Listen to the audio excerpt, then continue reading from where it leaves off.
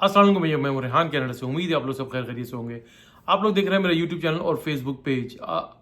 आज मेरी काफ़ी दिन से जो एक बहुत ज़्यादा जो है वो एक न्यूज़ वायरल हुई हुई है, सर्कुलेट कर रही है तमाम नेशनल चैनल्स के ऊपर भी और सोशल मीडिया के ऊपर भी कि भाई पाकिस्तान से बाहर जाने वालों को ऑफलोड किया जा रहा है। उसकी रीजंस कोई कुछ बता रहा है, कोई लाइक जिनके साथ ज्यादती हो रही है वो रो रहे हैं, वो कह रहे हैं कि भाई हमसे इमिग्रेशन वाले पैसे भी मांग रहे हैं और हमें ऑफलोड भी कर रहे हैं। हमारी सारी ज़िंदगी भर का जो हमारे जो ड्रीम्स थे, सारी चीज़ें थी, वो हमारे जो है वो सारे के सारे चकनाचूर होते जा रहे हैं और बहुत सारे लोगों के साथ ये ज्यादती हो रही थी।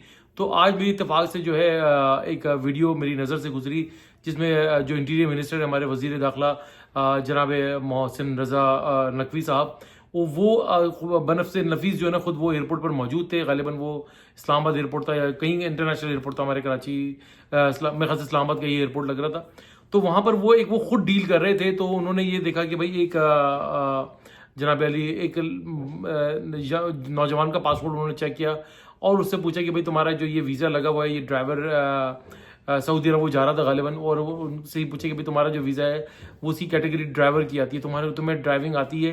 तो उसने कहा हाँ कि हाँ मुझे आती है ड्राइविंग। तो उन्होंने कहा कि भाई मुझे ड्राइविंग लाइसेंस दिखाओ। तो उसने कहा कि भाई मेरे पास तो ड्राइविंग लाइसेंस नहीं है। तो वो he was very polite. Mohsin Naqvi साहब बहुत ज़्यादा बहुत से, कोई ऐसा कुछ नहीं था कि वो कुछ बहुत ज़्यादा लाइक अपना एक रॉ दबदबा दिखा रहे, like he was very polite and very like like kind of a kind person. तो वो फिर उससे कहा कि भाई ये तुम्हारे पास जब लाइसेंस ही नहीं है ड्राइविंग का तो तुम वहाँ पर जाके ड्राइविंग कैसे करोगे? तुम्हें सऊदी कानून पता है? वो तो वहाँ पर जाएंगे, तुमसे ड्राइविंग चेक कराएंगे और तुम्हारे लिए बहुत मुसीबतें खड़ी हो जाएंगी। तो उन्होंने कहा कि भाई ठीक है मैं काम ये करता हूँ, तुम तो अभी तो फिलहाल तुम नहीं जा सकते। उन्होंने फिर साथ में जो उनका असिस्टेंट वगैरह खड़ा था उससे बात कराई। गालिबन उसको उस नौजवान को जो है वो उर्दू बोलनी भी सही नहीं आ रही थी। फिर हाँ सॉरी ये बात रह गई।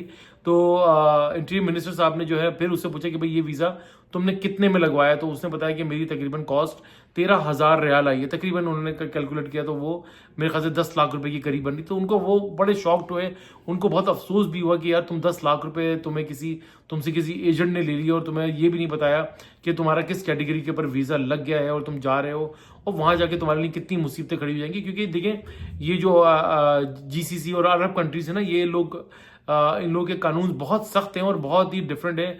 ये कोई यूरोपियन कंट्रीज नहीं है कि यहाँ पर आप जो है एक लॉयर भी हायर कर सकते हैं और अपने केस को चला सकते हैं। वहाँ पर कानून बिल्कुल डिफरेंट है। अगर आप किसी भी हैंकी पैंकी में वहाँ पर धर लिए गए, या तो आपको जेल होती है या फिर वो आपको वो डिपोर्ट कर देते हैं। तो तीसरा ऑप्शन उनके पास कोई वो एक्सरसाइज करते भी नहीं है। तो उन्होंने अपने असिस्टेंट को बुलाया बहरहाल और उसको कहा कि भाई इसका जो है ड्राइविंग लाइसेंस का बंदोबस्त किया जाए, उसको ड्राइविंग लाइसेंस बनवा के दो।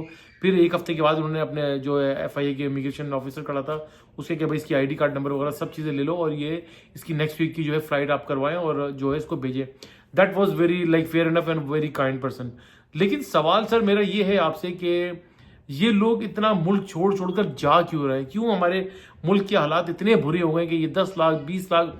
आप यकीन करें कि जब उन्होंने कहा कन्वर्सेशन में पता चला कि उसका भाई मेरे ख्याल से सऊदी अरब में रहता है और उसने जो है किसी एजेंट के थ्रू ये सारा काम करवाया था।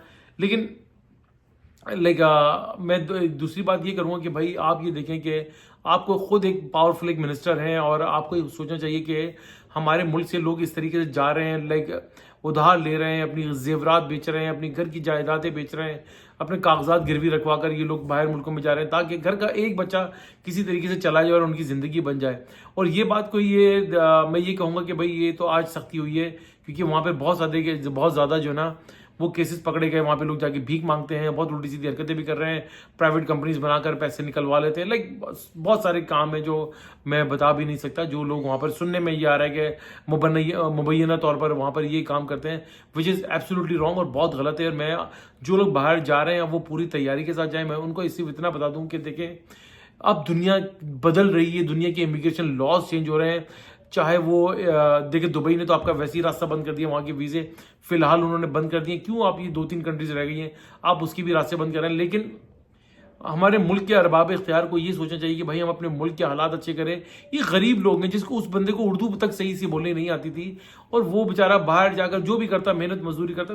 मेरे पास भी कई लोगों की कॉल्स आती हैं, वॉइस मैसेज वगैरह छोड़ते हैं बेचारे, आज़ाद वीज़े वगैरह लेकर वो जो ना मिडल ईस्ट में आए हुए हैं और वो फिर वहाँ से जाना चाहते हैं कि भाई हम कि यूरोप में आ जाएं या कनाडा में आ जाएं। जो कि इतना आसान नहीं है। मैं इस तरह का नहीं हूँ कि मैं आपको कोई आसरा दूं, कोई आस दूं अगर मैं यहाँ पर आ जाए और मैं आपका काम करा दूंगा। ना यहाँ पर इस वक्त वीज़े लग रहे हैं कनाडा के, और ना यहाँ पर कोई जो है इस वक्त कोई ऐसा कोई अपॉर्चुनिटी है कि कुछ किया जाए। बिकॉज एक तो हमारे यहाँ लोगों के पास एजुकेशन का भी बड़ा फुकदान होता है। मिनिमम एजुकेशन जो है ना, वो मिनिमम रिक्वायरमेंट भी इंग्लिश, मिनिमम रिक्वायर्ड इंग्लिश भी नहीं वो बोल पाते। बहरहाल ये बड़ी दुख वाली कहानियां हैं, बहुत लाइक अरसा दराज से चली आ रही थी। लेकिन अब जो है हमारी इमिग्रेशन ने को जो है वो काफ़ी सख्ती उन्होंने कर दी है, क्योंकि उनके ऊपर इंटरनेशनली प्रेशर काफ़ी आया। तो प्लीज़ आप लोग जा रहे हैं तो अपनी तैयारी पूरी करके जा रहे हैं। जो उनकी रिक्वायरमेंट है FIA वालों की, जाने से पहले अपने ट्रैवल एजेंट को या जो भी आपसे आपका वीज़ा अरेंज करता है उससे ये मालूमात कर ले कि भाई हमें एयरपोर्ट के ऊपर जाना है तो क्या क्या हमारे पास जो है रिक्वायर्ड डॉक्यूमेंट्स होने चाहिए, क्या हमारी प्रिपरेशन हो चाहिए। फिर आप उनको मुतमईन करेंगे तो आपको ट्रैवल अलाउ किया जाएगा, अदरवाइज आपको ऑफलोड कर दिया जाएगा। ऑफलोड एक बहुत ही लाइक एक बुरा स्टैंप होता है जो कि बहुत नहीं लगना चाहिए किसी के पासपोर्ट पर भी। लेकिन बहरहाल इस वक्त हालात यही हैं। पाकिस्तानी जो है वो अपने मुल्क से भी नहीं जा सकते, क्योंकि अब मुल्क में रहें तो उनके लिए कोई अपॉर्चुनिटी नज़र नहीं आती है। ये तमाम के तमाम चीज़ें सवालात बाख्तियार लोगों के पर छोड़े जाता हूँ। भाई आप लोग कुछ करें। ये लोग, अगर आप चाहते हैं कि ये लोग ना जाएं, आप चाहते हैं सही तरीके से जाएं, तो सही तरीके से जाएं तो भी आप इंस्टीट्यूट्स बनाएं ताकि ये अपनी स्किल्स वगैरह लें, ताकि GCC के और अरब कंट्रीज़ में जाकर ये कामयाब हो और अपनी ज़िंदगी का गुजारा करें और अपनी फैमिली को सपोर्ट करें। फैमिली को सपोर्ट करेंगे, मुल्क को सपोर्ट करेंगे, रेमिटेंसेस भेजेंगे, इससे मुल्क का भी फ़ायदा होगा, फैमिली का भी फ़ायदा होगा। वीडियो चलेगी तो भैया लाइक करें, सब्सक्राइब करें, बेल आइकन का बटन जरूर दबाइएगा, शेयर करना ना भूलिएगा। दुआ दीजिए, दुआ लीजिए, दुआ में बड़ी ताकत है। और सदका और खैरात और चैरिटी ज़रूर करते रहा कीजिए, ये आपको बड़ी बड़ी परेशानी और आफात से बचाती है। इंशाल्लाह ताला नेक्स्ट व्लॉग में फिर हाजिर होंगे, तब तक के लिए अल्लाह हाफ़िज़।